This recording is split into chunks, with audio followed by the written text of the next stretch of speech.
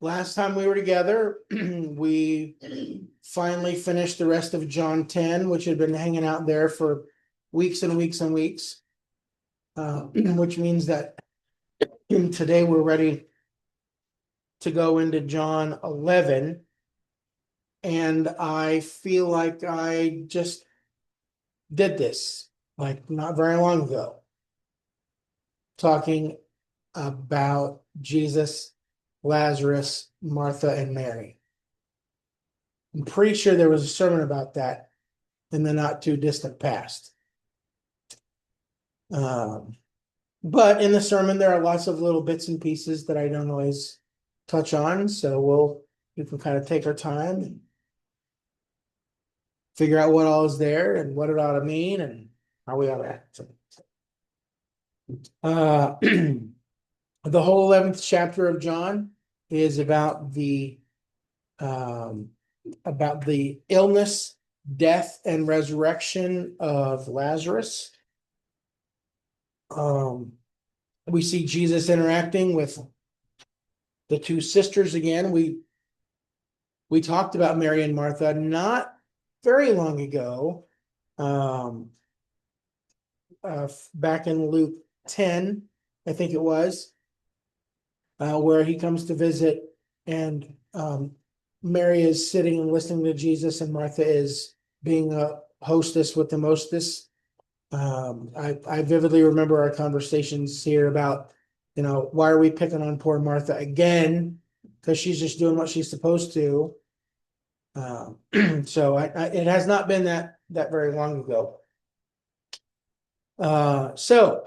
The Greek name Lazarus is probably the same as the Hebrew Eleazar. You might remember some Eleazars from the Old Testament, some of those stories. The name means God in Hebrew, God has helped. And so I don't know if you recall or not, but after the Feast of Dedication, after Hanukkah, Jesus left Jerusalem and went to the area across the Jordan, and he has been hanging out here for a while. It's not clear how long, but that's still where he is at the beginning of John 11. He's in this region. I think it's John that tells us that it was a place where John the Baptist had done some baptizing. Jesus has been keeping his distance as much as possible from Jerusalem because the Jews want to apprehend him at a minimum, and it's not the right time. So he goes there. He's doing some teaching and some preaching. People are believing that he's the Messiah. And so when we get to John 11, he's still in this area, and Bethany is right here beside the M in Jerusalem. So I think we talked about it the last time over here in the big picture.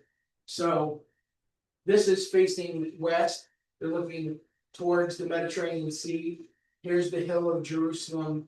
This is the Kidron Valley, the Garden of Gethsemane, and this is coming up the Mount of Olives. And on the back side of the Mount of Olives, that's Bethany.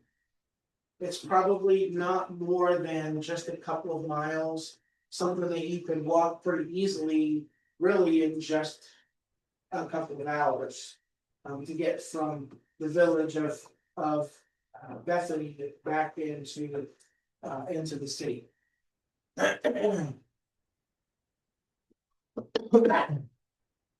So that is where Lazarus and Mary and Martha live. It's clear that Jesus has a pretty good relationship with his family. I wish there was some more details about why that's true in John chapter 11, but it's not there. So we'll just have to be satisfied with the little bit that we have. The sisters, Mary and Martha, send word to Jesus from Bethany up to wherever he is in Transjordan to say, well, we should just read the text. Let's just do that. Well, that's really small. Now, a man named Lazarus was sick. He was from Bethany, the village of Mary and her sister Martha. This Mary, whose brother Lazarus now lay sick, was the same one who poured perfume on the Lord and wiped his feet with her hair. John gives a little bit of an identifier there.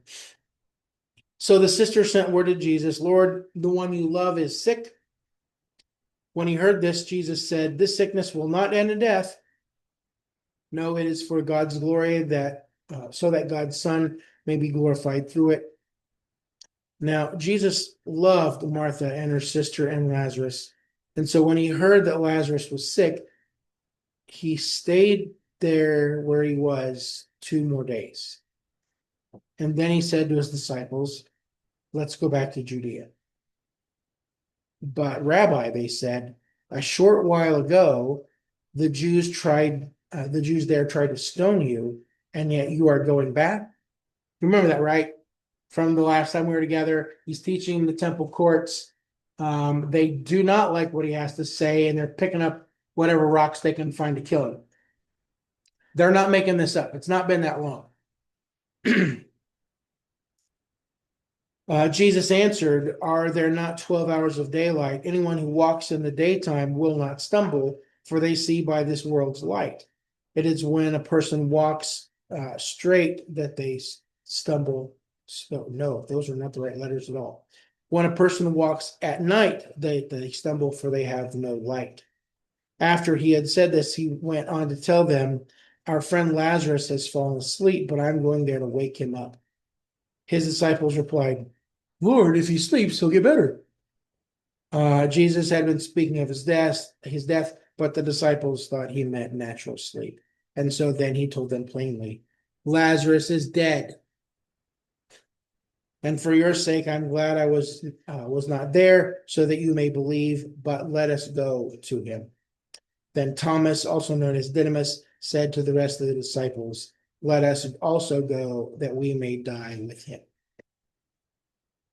All right, so the sisters send word to Jesus, Lord, the one you love is sick. You may remember from the sermon series we're in a few weeks ago, we talked about the different kinds of love that there are that's used in the New Testament. There is eros, which is the romantic, intimate, physical love. There is storge, which is like the brother in arms, I love you, man kind of thing. There is agape, which is the sacrificing, unconditional love that we're all supposed to show.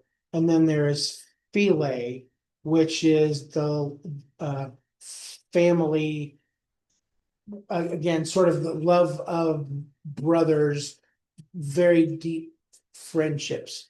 So when the sisters say, Lord, the one you love is sick, they use the buddy love. Your best pal, your very good friend is ill.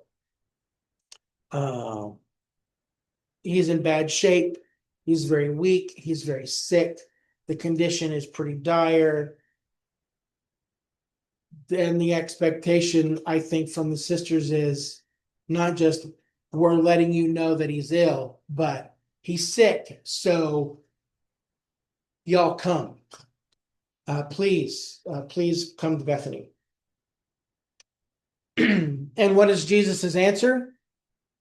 Well, he doesn't really send an answer, but his explanation to the disciples is, well, he's sick. He's really sick. But Jesus says this will not end in death. That's not the final outcome. And then he waits 2 more days. Because this whole situation, Jesus is Man, that would not be a nice word for it. Jesus is going to maybe leverage, that'd be the right word. He's going to leverage this opportunity to bring glory to God and to glorify the Son of God. I would hate to say take advantage or manipulate, but Jesus is in control of the situation. And so he could go immediately. He probably still wouldn't make it before Lazarus dies. But by hanging on a couple more days, Lazarus is going to be absolutely, unmistakably, in all accounts and otherwise, dead as a doornail. And Jesus is planning that when he arrives, that he will do something that's going to bring glory to God and will also end up glorifying himself as the Son of God. So it's clearly at least a 2-day trip from wherever he is to Bethany. Because the message that comes from Bethany is, hey, Lord, he's real bad sick. John tells us that when he got the message, Jesus said, we're going to wait 2 more days.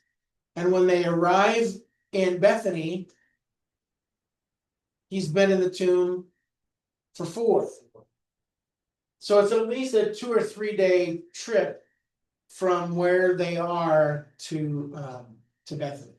And in the words of the Princess Bride, Lazarus is not just mostly dead, he is all the way dead. There is no bit of life left in him. Now, verse 5 is kind of interesting to me. We're going through all this. The sickness won't end in death. The Son is going to be glorified. So when he heard, he stayed where he was, and then he said, let's go. But verse 5 kind of throws in there in some almost like an aside, a little parenthetical thing. What's it say? Martha and her sister and Lazarus. Yeah. Now, Jesus loved these people. And then the NIV says, so he stayed 2 more days. Like, what? Yeah, that doesn't seem like that's, an if then for next kind of a statement. Like he loved them, so he got on his horse and he galloped to Bethany. But that's not how it goes. He loved them, so he stayed 2 more days. I get the impression from that one sentence that it's kind of difficult for Jesus to stay where he is. Jesus, the one you love, your buddy, your pal, your very good friend Lazarus is sick. And then John says, now Jesus loved them. This time the word is agape. He has this unconditional, self-sacrificing, your needs ahead of my needs kind of love for these people. There is an emotional attachment, but there's also this desire to care for them. But he stays where he is.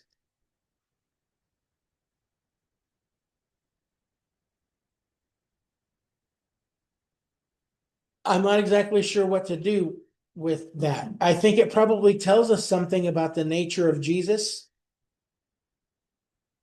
and probably some things about the nature of life and suffering and grief. But I'm not exactly sure if I've processed all that. Do you have any incredible insight that you think we should have?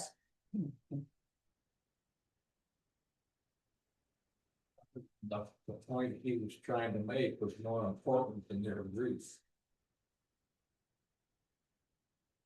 What he is about to do is much bigger and more important than their grief.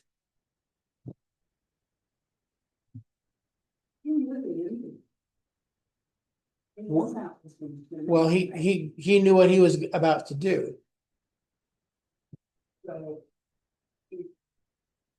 he's strong enough, he is brave, not to be bullied, he's going to.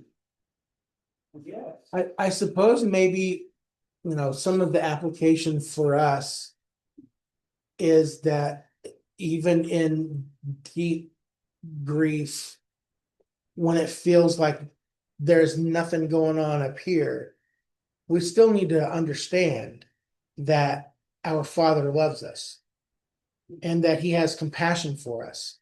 And because we hurt, He hurts. I mean, he is not sitting aloof and unaffected by our pain. And He will do something. It'll probably not be when we ask it, or maybe not even exactly what we ask for, but He's going to do something, and it's going to be okay.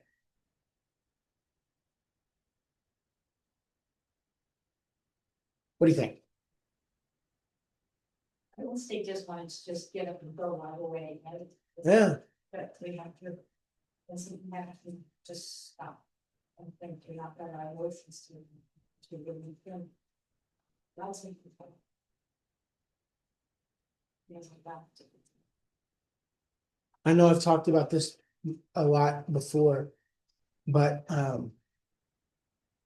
in the celebration of discipline, which has had a pretty big impact on my thinking about things, by Richard Foster. He talks about when we pray for other people, our compassion, our sympathy drives us to pray, Lord, please don't let them suffer. Please make them well. Bring them healing, bammo, right now. But if that is always the case, like as soon as we see that somebody is hurt a little bit, or there's a diagnosis of a disease, Lord, heal them right now, then they don't go down a path that requires them to really depend on God to get them through whatever this crisis and catastrophe is. So while God would have done a very gracious and powerful thing, that person misses out on the opportunity to really send down some deep spiritual roots and to really grow and to experience probably life-changing, maybe even eternity-changing faith. I don't like that answer very much, but Jesus says that he's glad it happened so that the disciples needed to be. Yeah. And I think that's the whole plan and purpose. Lazarus is real sick, and he's going to be dead, probably within a few hours from when Jesus gets the message, if he's not already dead. But Jesus is waiting so he can do something that will express God's power. It will also express his authority, and his disciples can believe, and anybody else who is a witness to it. It's about lifting Jesus up so that he can draw more people to himself. And I think that's often what happens in health and medical issues that we're a part of, is that God sometimes doesn't answer because there is a plan to do something else that will draw people closer to him. So that is often, while I'm not afraid to pray for some healing, the bigger prayer that I try to pray is that somehow God will use this whole circumstance to draw some people closer to himself, whether it's an unbelieving spouse or kids who have kind of wandered away, whatever it is, that this catastrophe will bring them back and closer. My mother-in-law is big at saying that God never gives you more than you can handle, more than you can handle. And I told her one day, I said, well, I really think God would purposely give you more than you could handle to hold you near. We did a sermon series years ago that was called Big Fat Lies, and that was one of them. You know, these things that we say all the time that really are not biblical. God will never give you more than you can handle. I can't really handle anything without him. So pretty much everything that comes my way is beyond my capability. I have to depend on God to get me through whatever it is. But he wants you to do that. He wants you to rely on that.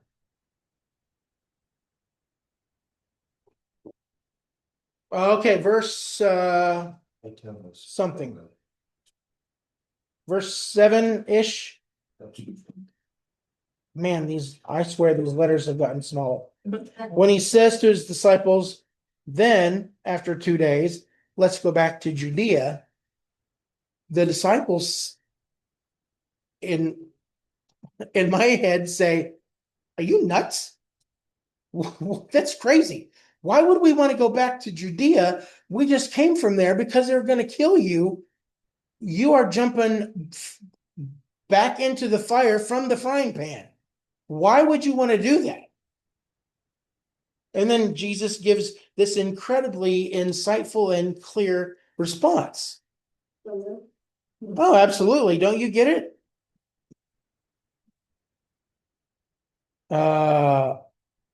Aren't there 12 hours of daylight? Anyone who walks in the daytime won't stumble, for they see by this world's light. But when a person walks at night, they stumble, for they have no light. Like, oh, well, yeah, of course. I should have seen that. Yeah, I read that and I think, okay. So I think sometimes he's being intentionally sort of obstreperous and tricky. Like, can't you, would you just, what do you mean, Jesus? So here's maybe some understanding of what Jesus says there.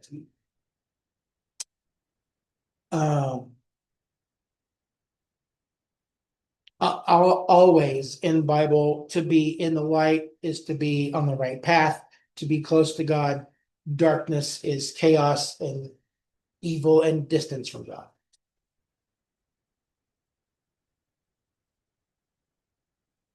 I believe that what Jesus is saying is that he himself is walking in God's light. He is in the middle of God's purpose and plan for his life. As I used to tell my youth group kids, there is no safer, better place to be than smack dab in the middle of God's will. It might be scary, but if you're doing exactly what God has called you to do, there's not a place that you should choose to be other than that. That's where Jesus is. He is approaching really sort of the climax of his mission on earth. He is right in the middle of God's will. And he will continue to walk in that path all the way to the very end. The people in Judea, the Jews that are trying to kill him, they're lost in the darkness. They're stumbling around. They are not in the middle of God's will. They are not listening to their Father. He is, and he's in the light. So is it crazy for me to go back to Jerusalem? Yeah, probably. But that's the plan. I have to go and do this thing because that's what the Father has directed me to do. Don't be afraid to follow God's will. You should be much more afraid to be outside of his will. Asked to do the Lazarus thing, and he's in Judea. Yeah, if he's going to bring glory to God and glorify himself and bring about belief to at least some group of people in Bethany, he has to go. Because that's the plan. We get to verses 11, 12, 13, 14. Jesus goes on to explain, not right at the beginning, but eventually, the Lazarus has died. And he says that it was a good thing that I wasn't there. It will be a good thing that he wasn't there. And again, as we've pointed out, Jesus says that the real benefit, the real blessing is going to be that people will come to believe. And then you've got in verse 16, Thomas's one brilliantly bright, shining, perfect moment where he says, boys, let's go die with him. If he's going to Judea and they're going to kill him, let's go right along with him and die right at his side. We pick on Thomas all the time for his little deal after the resurrection. Dumb old doubting Thomas. Tut, tut, tut. I mean, we just shake our heads and, man, what weak faith. But not right here. In this moment, it's like, all right, I'm in. Let's go. If they kill us, they're going to have to kill us all. I love and appreciate that about him right there in that moment. But it sort of seems like Thomas really has picked up what Jesus has said about the light, about walking the path that God has laid out. And if that's the plan, then we should all go and do that. Any thoughts before we move on?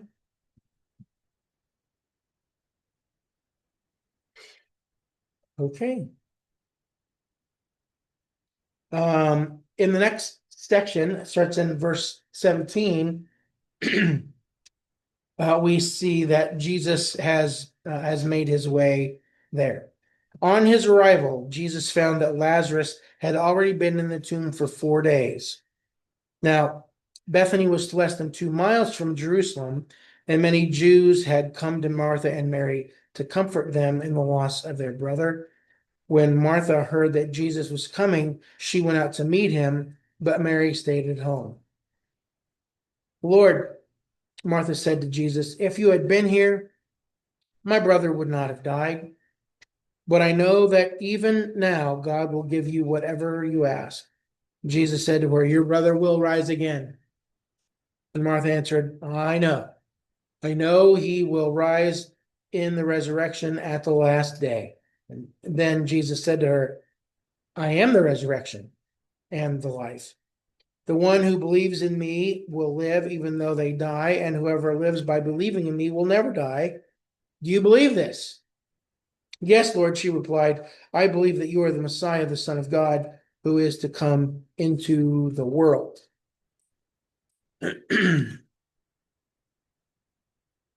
So, Martha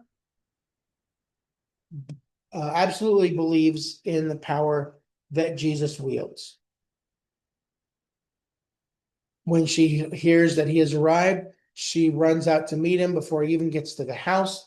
I don't know if they're stopped along the street or in the middle of town or whatever. But she says, Lord, if you'd been here, Lazarus wouldn't have died. She believes that he could have brought some healing. And it seems like she has some, I would call it some open-ended hope. Kind of not exactly specific, but believing that something could go well. She trusts that God will respond to Jesus's request. If you'd been here, he wouldn't have died, but I know that God will hear your prayer. Is she hopeful that he'll be resurrected? I don't know. Or that he's going to do some other amazing thing? She believes something. She's glad that he's there. She knows that God listens. It is absolutely obvious that she believes that Jesus has been sent by God. And by the time we get down to like verse 27, a little bit later, she says, I believe that you are the Messiah, the Son of God, who is to come into the world. She knows that he is the Messiah. He is the Christ. He's the deliverer. He is the healer. He is God in the flesh. And so Jesus says to her, Martha, your brother will rise again. So sort of at face value, at a minimum, Jesus is saying that like every other dead person, there will be a resurrection at the end. Martha seems to understand that. That's because that's her answer was, oh yeah, I know. That's not a lot of comfort to me right now. It's a little comfort. I wish I didn't have to wait until the end to see him again. That's sort of all the between the lines things, at least that I hear in my head. And while that's right, that's not what Jesus is aiming at. He's not saying, well, yeah, there's going to be a resurrection. He then says, no, Martha, you misunderstand me. There isn't a resurrection coming. The resurrection is standing right here in front of you. I am the resurrection. I am life.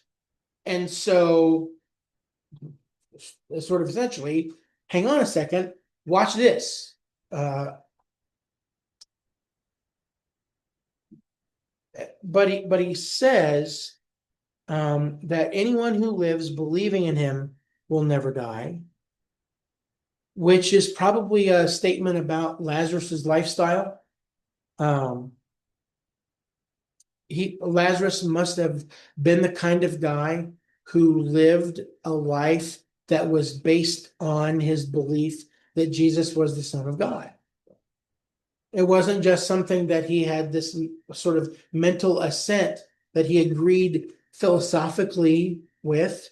Like, yes, I can see that logically it flows that you're the Messiah. That's not the extent of it. The deal is, I believe that you're the Messiah, and so all the rest of my life is going to change. When I was reading through and making some notes, I thought about what Paul says to Timothy in 1 Timothy 4:12. Don't let anyone look down on you because you are young, but set an example for the believers in speech, in life, in love, in faith, and in purity. That's sort of like the unlayering of a person's life in all the things that you say, in your everyday conduct, in the way that you love others, in your sexual and spiritual purity, and your belief. It seems like that's the kind of guy that Lazarus must have been. If you believe in me, you don't really ever die. And so, because Lazarus had living belief, even though he died physically, that death was not going to be permanent. It's just sort of a little stopping point. 40 years ago, my grandmother sent me a poem when one of my friends was killed in an accident. Death is not a period. Death is a comma. Death is the punctuation mark that labors to convince of more to follow. You get to the end of your life and you go, that's it. No, it's a comma because there's something else that's going to come. The sentence is not finished yet. there's still more to follow. And that's what Jesus is trying to teach Martha, that this physical death is not a permanent situation. Jesus knows that if he raises Lazarus from the dead, guess what's going to happen to Lazarus again? He's going to die again. Unless you believe in that TV show about Robert Urich, who was Lazarus, who had roamed the earth, and was never going to die again because he's been raised. Anybody remember that show? Oh, It might have been Lazarus. I remember the actor. but I Yeah. don't remember that. It was not like maybe one of the greatest TV shows of all time, but it was kind of an interesting idea that he'd been, that he had been resurrected and he had sort of been, oh, I got this life forever now. I've been raised, so I'm just gonna go and do and anyway. That's what happens when your kids watch too much TV. So the whole time that Jesus has been talking to Martha, having this pretty deep conversation, Mary has been back at the house with well-wishers. People are bringing casseroles. They're bringing a lunch meat tray, washing dishes, mowing the yard, helping her grieve. Again, that's my deal, not anybody else's. And so when Martha goes back to the house and says, hey, the teacher is here, Mary immediately jumps up, runs out of the house to go to be with him. The other mourners there assume, well, she's headed off to the cemetery. We should go along, put on your veil, let's go weep and wail for the dead. But that's not where she's going. She's going to meet Jesus, and the first words out of her mouth are the same words that were out of Martha's. Lord, if you'd been here, Lazarus wouldn't have died. They both clearly believe that Jesus has incredible power to bring healing. Man, if we just get Jesus here, Lazarus will stop being sick, he'll rebound, he'll be good as new.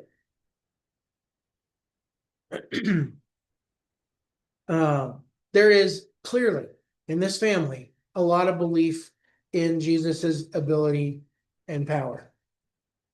I just sort of wonder if the reason that the sisters sent the message is because Lazarus asked them to. I never thought about that till 1.5 minutes ago. Hey, sis, go find Jesus. He needs to get here. I'm fading fast. When I make the movie, I might do that. Anyway. Even though there is this deep belief that Jesus could have healed Lazarus, when Mary is standing there with Jesus, there is still a lot of weeping. I guess we should read that part of the text as well. The teacher's here and is asking for you. When Mary heard this, she got up quickly and went to him. Now Jesus had not entered the village, but was still at the place where Martha had met him. When the Jews who had been with Mary at the house comforting her noticed how quickly she got up and went out, they followed her, supposing she was going to the tomb to mourn there. When Mary reached the place where Jesus was and saw him, she fell at his feet and said, Lord, if you had been here, my brother would not have died. When Jesus saw her weeping, and the Jews who had come along with her also weeping, he was deeply moved in spirit and troubled. Where have you laid him? He asked. Come and see, Lord, they replied. Shortest verse in the Bible, Jesus wept. Then the Jews said, see how he loved him. But some of them said, could not he who opened the eyes of the blind man have kept this man from dying? Okay, so Mary comes, she falls at his feet, she is crying, Lord, if you'd been here, my brother would not have died. Jesus sees her her tears. And the word that is used there is not just sniff, sniff, drop, drop.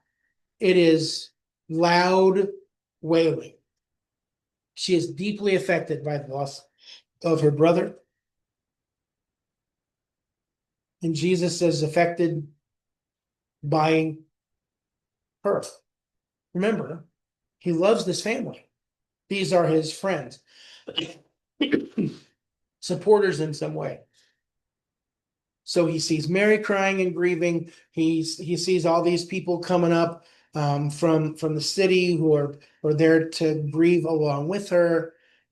And the NIV says that Jesus is deeply moved. What if you have a different translation? What does yours say? The first. I don't know. ESV says the same.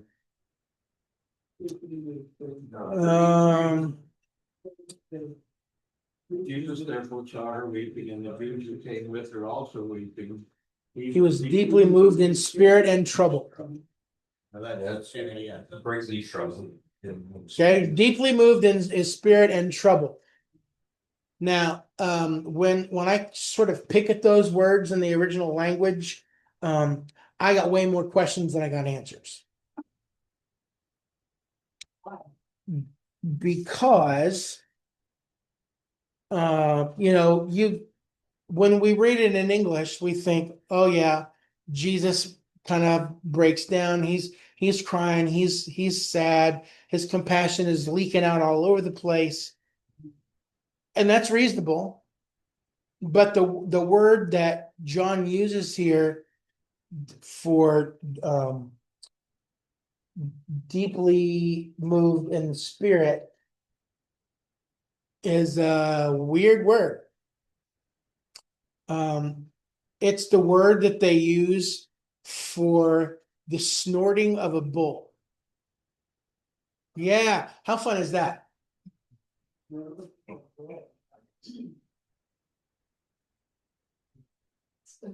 It can mean sometimes groan.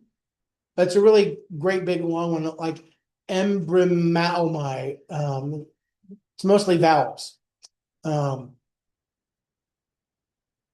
it is, and I don't know exactly what that's supposed to sound like. Well, that's not true. I kind of do.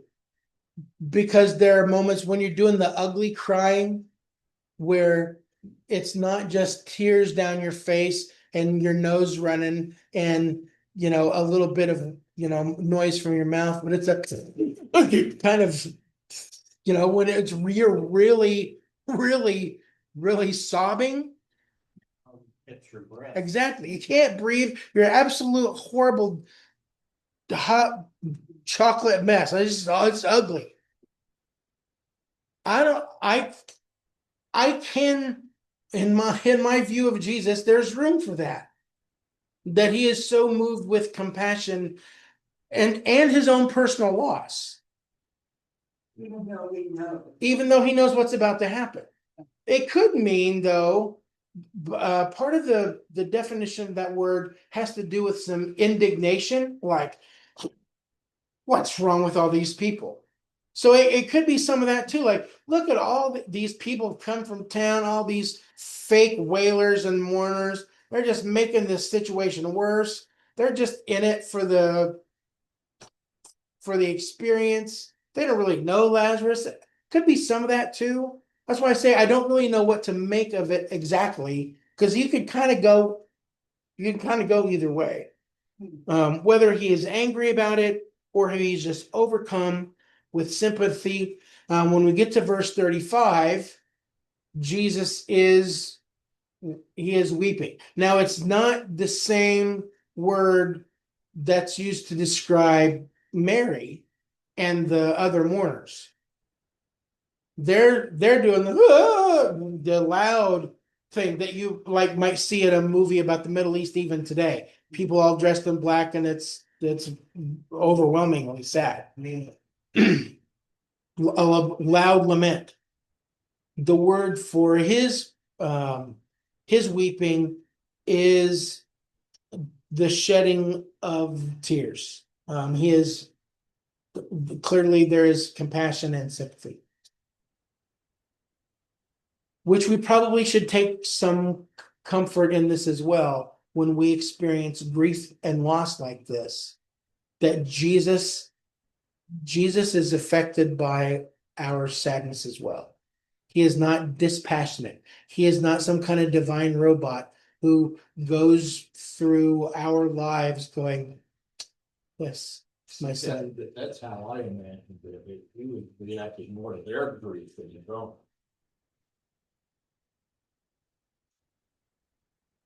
They didn't know it was about to happen. He did. Yeah. He does have a plan in place. And maybe that sort of puts a highlight or an underline on Jesus's compassion.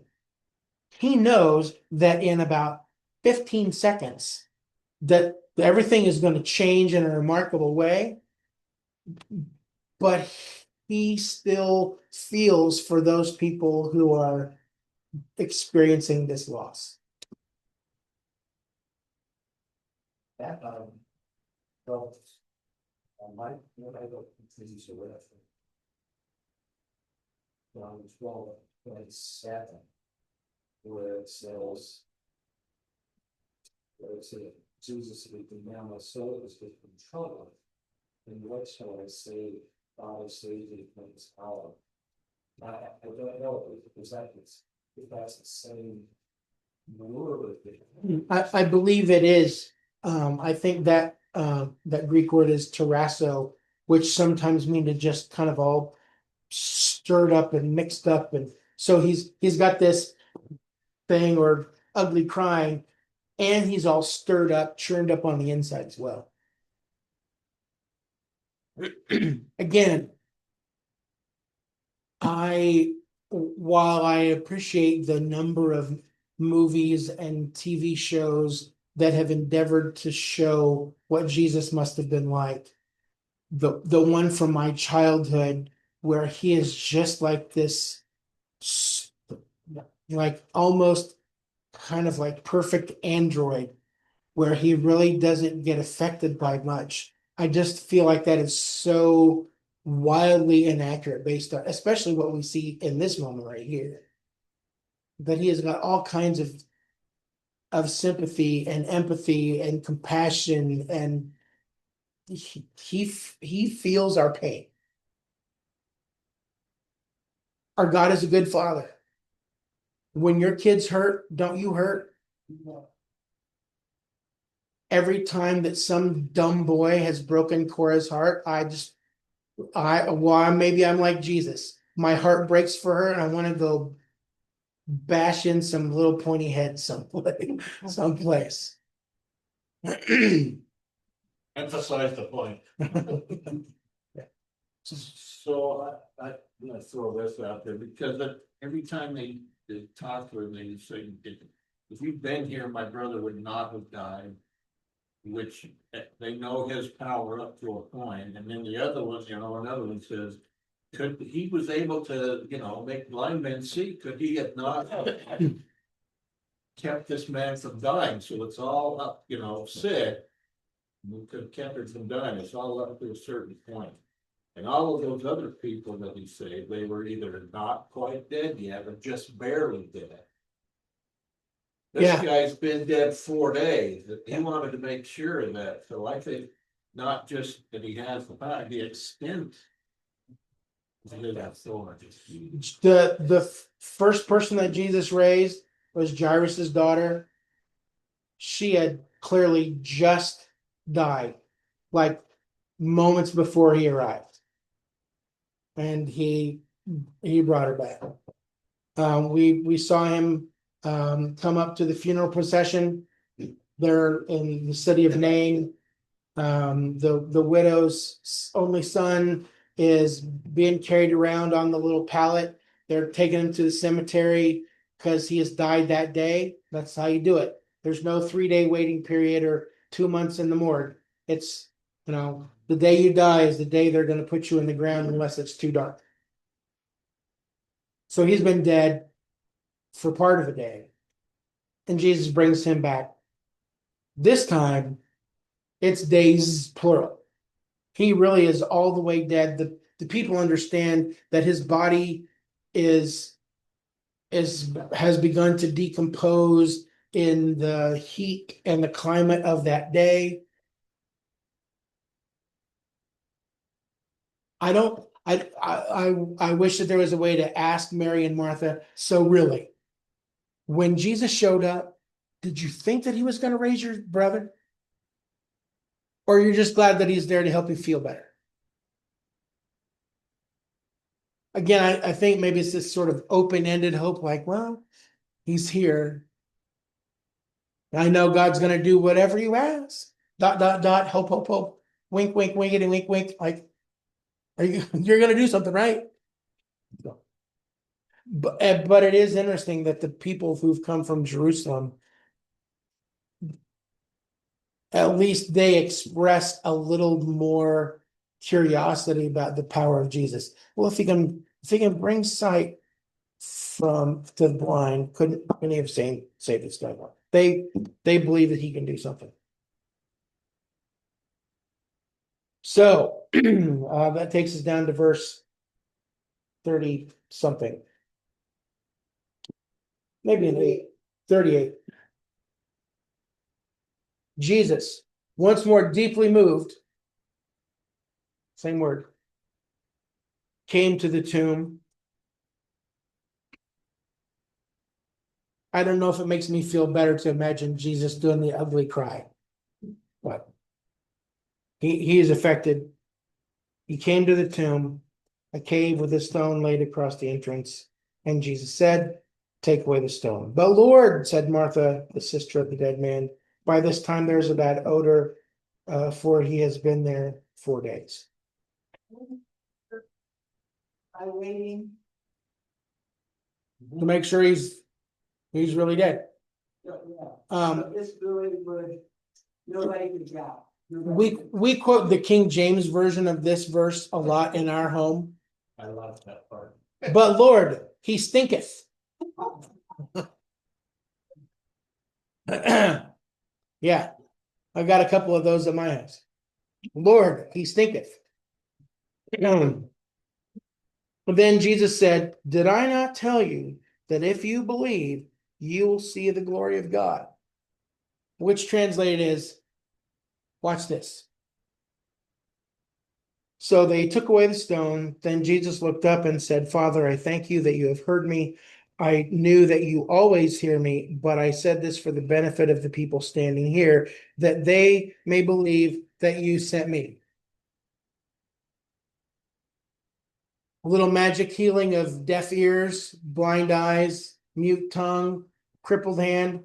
That's awesome. But nobody has ever seen what's going to happen right now. So they took away the stone. Then Jesus, when he said this, Jesus called in a loud voice, "Lazarus, come out." The dead man came out, his hands and feet wrapped with strips of linen and a cloth around his face. Jesus said to them, "Take off the grave clothes and let him go." The ultimate holds my being. I noticed it didn't go in. Yeah, my wife was wondering, was it super bowl? Okay. So, as we know in studying the burial of Jesus, when a person died, their body was washed. There'd be a mixture of spices, aromatic things, probably some kind of oil or aloe or something to kind of make a paste or something that would sort of stick to the body. They would wrap it in cloth. They throw more layers of the aromatic things into the burial clothes, and then there would be a cloth around the head.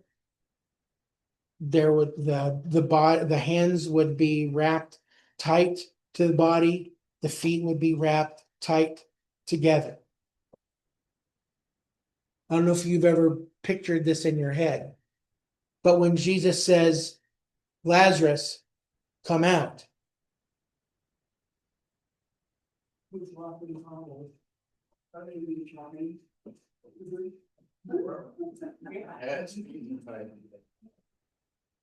and all of that stuff is still on him. Jesus says, take that stuff off. Let him set him free. um, That's been scary. It was going out. yeah. When we read this, we go, oh, what a glorious, amazing, beautiful thing. Oh, I don't know. I don't know. You know, how many times have we stood in a funeral home and said, man, they look like they're just asleep. I just wish they'd get up out of that box. But what if they did? Would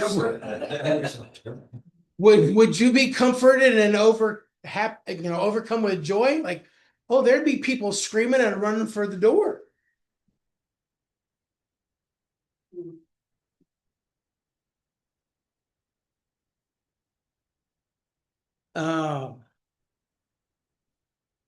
Jesus prays that prayer not because he has to out loud. He had just made it happen, but for the benefit of the people who are there. Father, I'm praying to you. I know that you hear me. I'm doing this for their benefit. Lazarus, get out here. And that prayer is answered.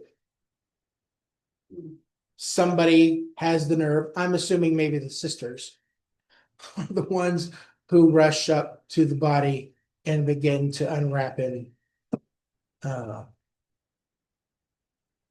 So it would make a great movie if they did it the right way.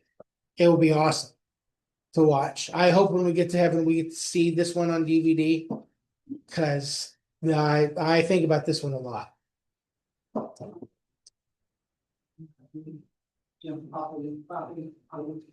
Doing the Lazarus lurch out of the tomb. Yeah. All covered up in cloth. Zombie apocalypse. When are you gonna make this movie? I'd like to see it. I wish I had a supporter who could fund it. I'm pretty sure Dallas Jenkins would maybe not go along with some of my stuff. So maybe I should call Neil McDonough and have him get in on it. But he'd have to have a role in it, and he doesn't really fit. So there's no white-headed, blue-eyed guys in the movie. Well, not even me. So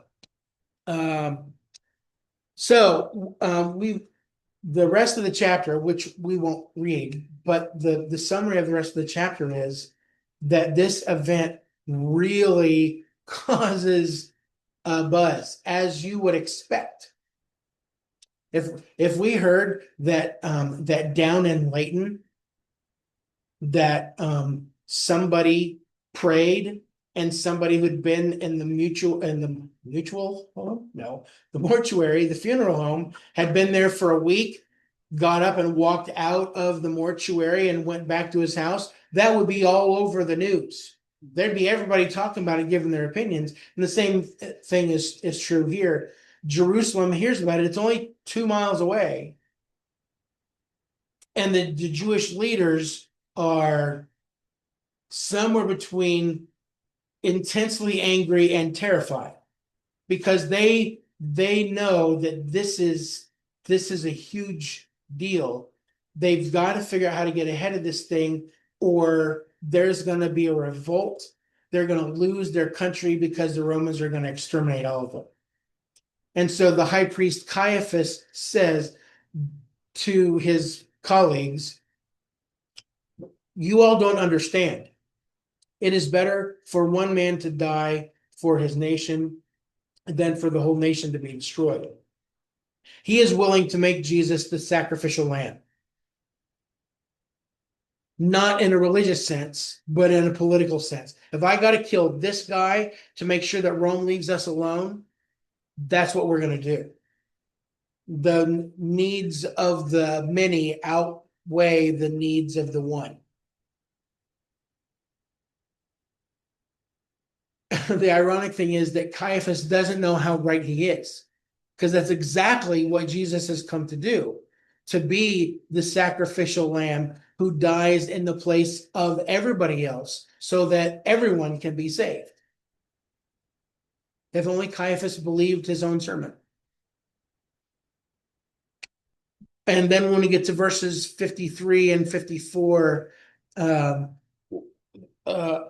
wish there was some more timestamps in here to help us know how things are unfolding. But after the resurrection of Lazarus, Jesus knows that he has got to get away again, and so he takes off for the hill country of Ephraim, which is up north. It's not the right time. By the end of the chapter, John moves on to talk about the arrival of Passover, which in John 12, we're now it's the last week. Okay. So we've come now through almost 3 years of Jesus's ministry, and we will be now in the last week of Jesus's life for as long as it takes us to go through that. Okay. Any questions or clarification, big ideas?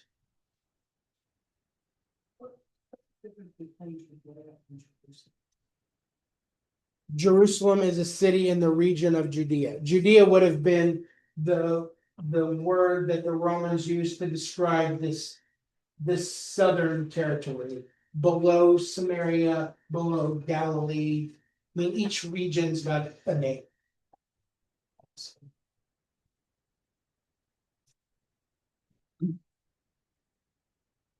Anything else? Prayer request? Hmm? Prayer request?